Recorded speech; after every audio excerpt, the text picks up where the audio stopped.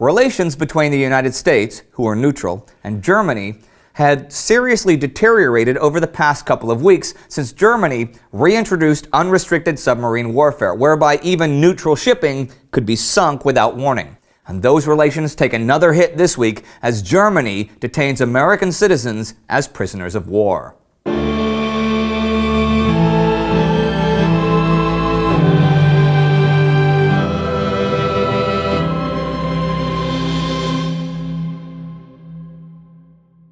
I'm Indy Nidell. Welcome to the Great War. Last week, the action on the Libyan front finally ended, and the Macedonian front came to life after the winter, with the British realizing that the Bulgarian defenses were formidable. Some big news also was the United States severing diplomatic relations with Germany and drawing one step closer to joining the war. And that crisis continued to develop. After the U.S. broke off diplomatic relations, American ambassador to Berlin, James Gerard, had requested his passport to leave the country. That was back on the 5th. Now, dispatches from the U.S. had arrived in Berlin via London, which misled the German government into thinking that their ambassador to the States, Count von Bernstorff, had been detained by the American government, along with German ships in American ports and their crews. So Gerard and a bunch of Americans in Germany, like newspaper correspondents, were themselves detained, and they remain so this week. There had, in fact, been no such seizures of ships or anything in the States, and the only restrictions on the German crews were those of immigration laws. And detaining Gerard was actually an act of war. Whatever the case, while he was being held incommunicado, the German government was trying to deal with him by revising two old treaties and applying them to new conditions. Of course, since breaking diplomatic relations, Gerard was no longer an ambassador and had no legal status to negotiate. But Germany asked him anyhow to sign a protocol that was to protect Germans within the U.S. and their interests in the event of a war between Germany and the U.S. Germans in the United States and Americans in Germany were to be allowed to live their lives and conduct their business unmolested, or were to be free to leave with their property. They were to have the same private rights as any other citizens, their contracts were to be honored, and they were not to be interred.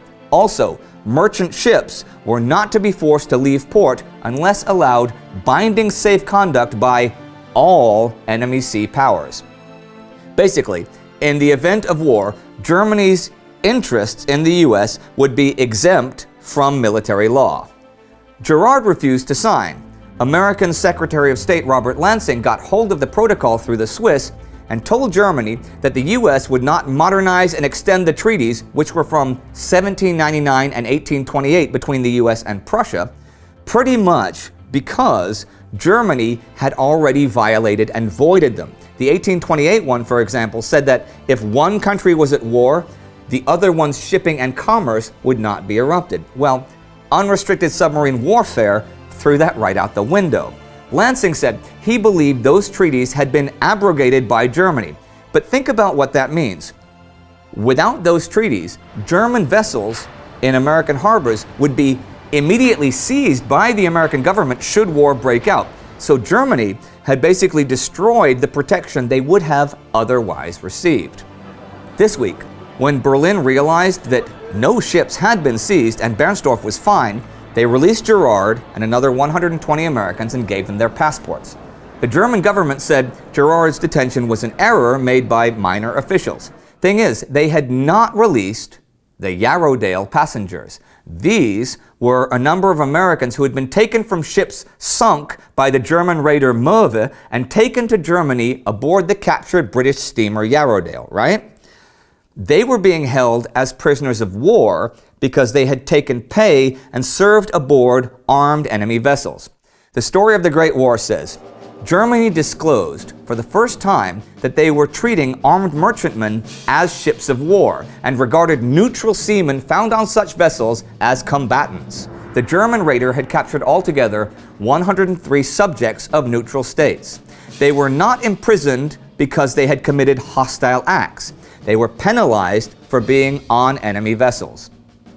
The U.S. government said this was all BS, and they shouldn't be prisoners of war without committing hostile acts. But Germany did not free them. German Foreign Minister Arthur Zimmermann said, "They will be released just as soon as we learn the fate of German crews in American ports," which they had actually already learned. Those crews were at liberty. By now, people began thinking that these Yarrowdale guys were being held to be hostages in the event of war, and just the fact of their detention was becoming a major part of the crisis between Germany and the United States. A report came this week on the 16th that they had been freed, but that was a false alarm. They remained prisoner, and tensions between the two nations grew ever stronger. Germany did, of course, have to concentrate on the nations with which it actually was at war, and there was scattered fighting this week. There were no major offensives in progress on the Western Front, not since Verdun ended a couple of months ago.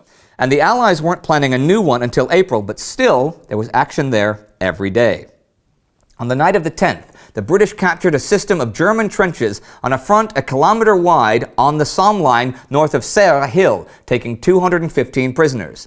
There were many such raids this week by the British and the French, with most of them being quite successful, and though they in themselves were not especially important, together they showed progress. Each slight advance brought them closer to important German positions, and the number of prisoners taken added up. By Valentine's Day, the British had forced the Germans to abandon advanced positions between Serre and the Somme.